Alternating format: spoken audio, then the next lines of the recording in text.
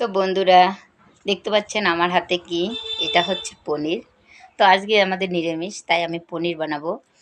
আর পনির খেতে আমার মেয়ে ছেলে ভীষণ ভালোবাসে, যদিও আমি পছন্দ করি না, কিন্তু ওদের কারণে আমার নিরামিষের দিন কিন্তু বানাইতেই লাগে।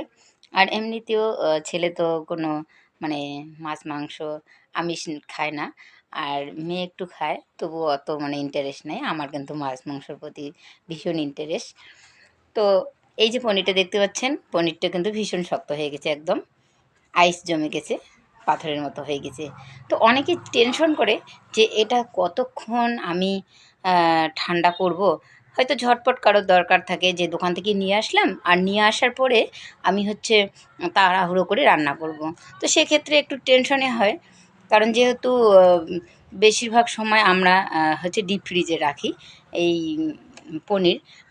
কারণ সেরকম তো আর বিক্রি হয় না, আর এগুলো তো নষ্ট হয়ে যাবে যদি নিচে রাখি দেই, মানে নর্মাল ফ্রিজে রাখি তাহলে কিন্তু বেশি দিন হলে নষ্ট হয়ে যাবে, তার জন্যই কিন্তু ডিপ ফ্রিজে রাখা হয়।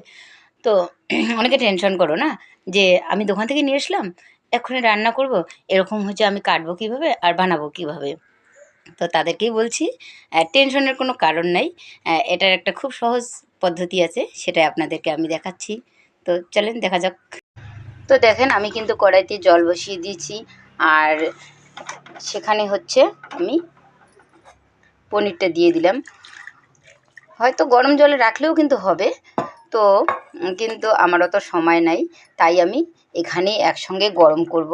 যেহেতু আমারও একটু ধৈর্যটা কম, তাই আমি একসঙ্গে জলটাও গরম হবে আর পনিরটাও আমার নরম হবে, যার কারণে আমি কিন্তু একসঙ্গে দিলাম। যদি গরম জলে আপনারা নিচে রাখেন, মানে কোনো বাসনের মধ্যে, তাও কিন্তু নরম হয়ে যাবে। তো এরপর দেখেন পনিরটা কিন্তু 2 মিনিটের মধ্যে একদম নরম হয়ে গেল। এরপর আমি এটাকে নামিয়ে নিয়ে কেটে নিলাম, আর এটাকে এখন কেটে সবজি বানাবো। তো এটাই ছিল বলার। বাই বাই সবাইকে, ভালো থাকবেন, সুস্থ থাকবেন।